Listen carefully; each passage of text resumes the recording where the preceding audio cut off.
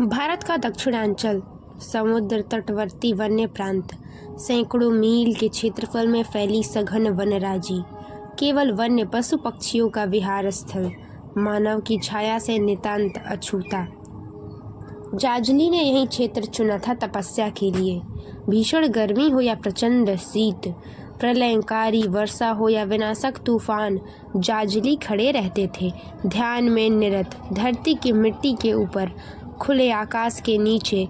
न कभी बैठते थे न लेटते थे, कभी कभी कंदमूल का अल्पाहार करते थे। बस शरीर सूखता गया, अंग प्रत्यंग बांस की तरह होते गए, पंचभौतिक शरीर में रुक्षता आती गई, किंतु भीतर सत्य की स्निग्धता व्याप्त होती गई, ज्ञान की लौ जाज्वल्यमान होती गई।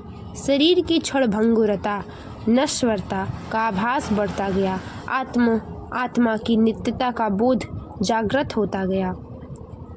फिर भला शरीर की क्या चिंता, उसे कैसा विश्राम। साधना की कठोरता का क्रम बढ़ता गया, निशि वासर अनवरत वृष्टि होती रही, खड़े होने के स्थान पर जल बढ़ता गया और इतना बढ़ गया कि कंठ तक शरीर डूबने लगा। किंतु जाजली खड़े रहे, उन्हें किसी वृक्ष की छाया भी नहीं चाहिए। प्रकृति द्वारा प्रदत्त है यह शरीर, प्रकृति ले लेगी, मोह किस लिए, इसकी सुरक्षा क्या। अंततः वृष्टि को तो एक दिन बंद ही होना था, हो गई। किंतु जाजली की साधना अबाध रूप से चलती रही, आत्म तेज निरंतर बढ़ता रहा, आहार भी छूट गया।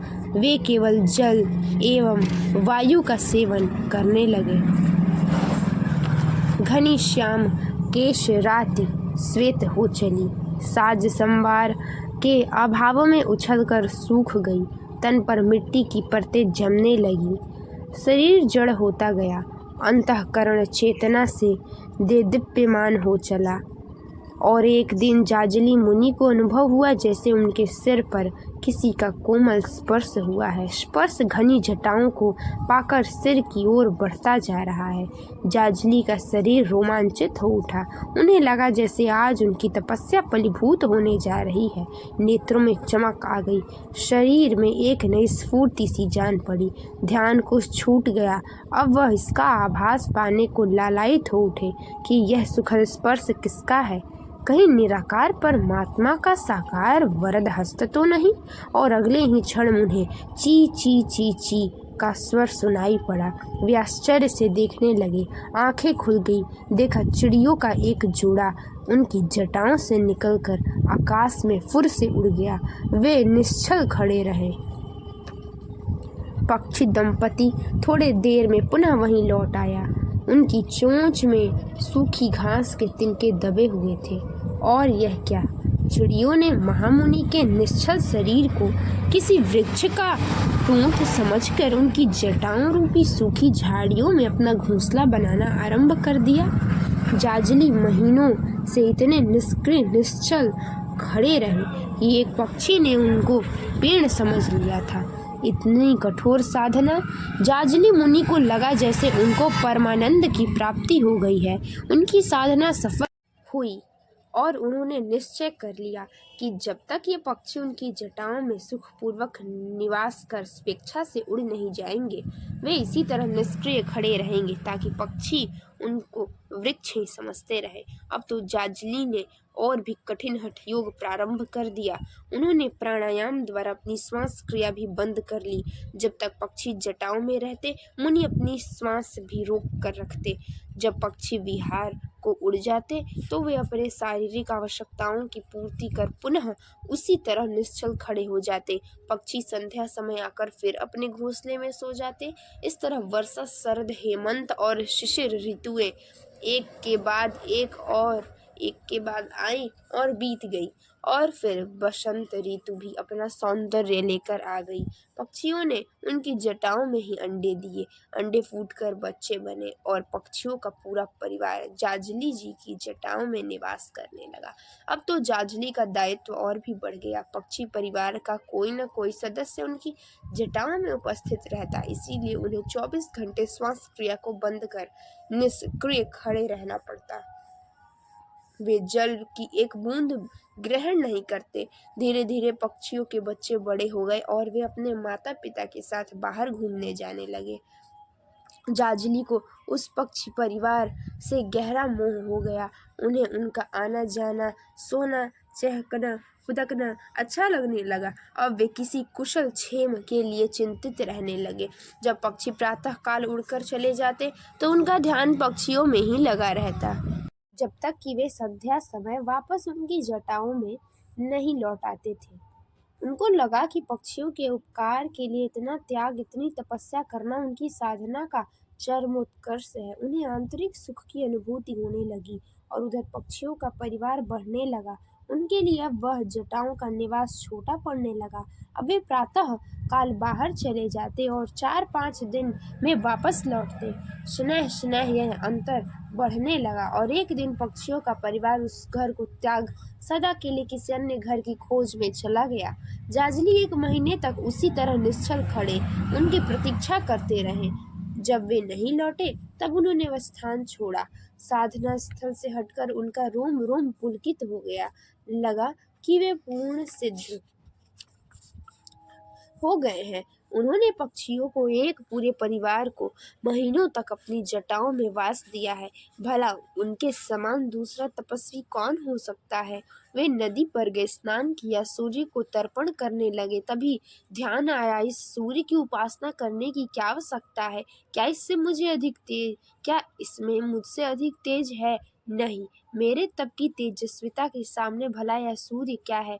उन्होंने उपासना बंद कर दी। संध्या बीत गई। रात को मंद रश्मि चंद्रमा आकाश की छाती पर चढ़ आया। जाजली बोले, अय चंद्रमा, अब तुझे सूर्य से प्रकाश लेने की आवश्यकता नहीं। उसकी तेजस्विता घट चुकी है।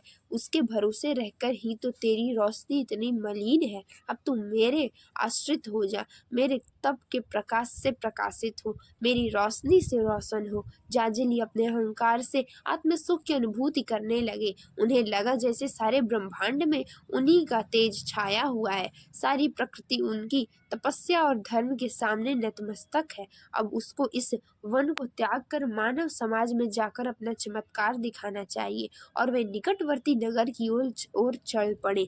थोड़ी दूर ही गए थे कि उनको आकाशवाणी सुनाई पड़ी, जाजली, तुम्हारी तपस्या निश्चित रूप से उच्च कोटि की है, किंतु वह वाराणसी के तुलाधार वैश्य के समान नहीं है। जाजली सन्न रह गई। लगा उनकी सारी साधना व्यर्थ हो गई है। उनका हृदय श्रेय द्वेष से जलकर राख हो गया। वाराणसी का तुलाधार कौन है यह? मुझसे बढ़कर मैं उसे देखूंगा, उसकी परीक्षा लूंगा। वह द्वेष की आग में जलते वाराणसी के मार्ग पर चल पड़े। महीनों तक दुर्गम वन, पर्वत, नदी, नाले पार कर वह वाराणसी जा पहुंचे। पूछकर तुलाधार वैश्य की दुकान पर भी पहुंच गए। उन्होंने देखा तुलाधार तो साधारण सा वैश्य मात्र है। वह अपनी दुकान में ग्राहकों के साथ वस्तुओं के क्रय विक्रय में व्यस्त है। जाजली मुस्कुरा दिए। उन्हें संतोष हुआ। साथ ही उस आकाशवाणी पर क्रोध भी आया। कहा, उसकी वर्षों की निराहार निश्चल खड़े होने की गई प्रचंड तपस्या और कहाँ धन की लाभ हानि में फंसा हुआ यह साधारण सा वैश्य, भला यह उन जैसे तपस्वी के समान कैसे हो सकता है। वे कुछ देर खड़े खड़े तुलाधार को देखते रहे। तुलाधार ग्राहकों से निपट लिया तो उसने देखा एक सन्यासी उसकी दुकान के सामने खड़े हैं। वह तुरंत दुकान से नीचे उतरा और जाजली का स्वागत करते हुए बोला, महाराज, लगता है आप बहुत दूर से चलकर आ रहे हैं। कृपया कुछ देर अंदर बैठकर विश्राम कीजिए। नहीं, मैं किसी गृहस्थ के यहाँ विश्राम नहीं करता। जाजली ने अहंकार से भरकर बड़ी ही उपेक्षा से उत्तर दिया, मुनिवर जाजली, गृहस्थी तो सारे आश्रमों का आधार है, वह परम सुखकारी है। आपने भी तो एक पक्षी के परिवार की गृहस्थी को महीनों तक अपनी जटाओं में बसाकर सुख का अनुभव किया था। आपकी साधना निश्चित ही उत्तम कोटि की है, किंतु अहंकार और द्वेष के कारण उसका काफी क्षय हुआ। अहंकार तो साधना के कल्पतरु को काटने वाला कुठार है। तभी तो आते समय मार्ग में आपको आकाशवाणी सुनाई पड़ी थी। जाजली विस्मित अवाक। तुलाधार आगे बोला, आप दुर्गम लंबी यात्रा से तो थके ही हैं, किंतु उससे अधिक आपके अपने अहंकार और द्वेष भाव के कारण थक गए हैं। अतः कृपया कुछ देर विश्राम शांत भाव से बैठकर विश्राम कर ले। जाजली एक साधारण वैसे से ऐसी गोपनीय बातें सुनकर अचंभित रह गए। सुदूर निर्जन वन में की गई उनकी तपस्या, पक्षी परिवार का उनकी जटाओं में निवास करना, आकाशवाणी का सुनाई पड़ना आदि घटनाओं का इस वैश्य को कैसे पता चल गया। जाजली का अहंकार गल गया। उन्हें लगा कि वे तो बिल्कुल शून्य है। उनके हृदय का द्वेष पिघलकर उनके नेत्र मार्ग से बहने लगा। वे भागकर तुलाधार के चरणों में गिर गए और बोले, तपोधन, मैं क्षमा याचना करता हूँ। आपने मुझसे ही आज मेरा वास्तविक परिचय करा दिया। मैं अहंकार में स्वयं को भूल गया था। आप ही वास्तविक तपस्वी हैं। एक साधारण से वैश्य पुत्र होकर इस गृहस्थी का कार्य करते हुए आपने जो सिद्धि प्राप्त की है, उसे मैं एक जन्मजात ब्राह्मण सन्यासी होकर भी प्राप्त न कर सका। कृपया आप इसका रहस्य बताने का कष्ट करेंगे। तुलाधार ने जाजली को उठाते हुए कहा, विप्रवर, इसमें कुछ भी रहस्य नहीं है। मैं गृहस्थी के सारे कर्म समभाव से करता हुआ जल में उगे कमल की तरह इससे अछूता हूँ। अपने व्यवसाय में पूरी निष्ठा और ईमानदारी का बर्ताव करता हूँ। मन वचन कर्म से किसी का अहित नहीं करता, न किसी के प्रति द्वेष रखता हूँ, न किसी से कोई कामना। मैं कोई जप तप नहीं करता। सद्व्यवहार और पवित्रता से गृहस्थ धर्म का पालन ही मेरी तपस्या है। और प्रियवर, इस सीधे साधे धर्म का पहला ईमानदारी से करते रहने से संसार का कोई भी प्राणी ऐसी ही स्थिति प्राप्त कर सकता है जिसे तुम सिद्धि या रहस्य कहते हो। जाजली एक साधारण से वैश्य की सहज सी वाणी में सिद्धि का वास्तविक रहस्य सुनकर गदगद हो गए। उनका द्वंद्व मिट गया, ज्ञान चक्षु खुल गए। उन्होंने भी हठ योग की साधना त्याग कर ईमानदारी का साधारण जीवन जीने का संकल्प लिया।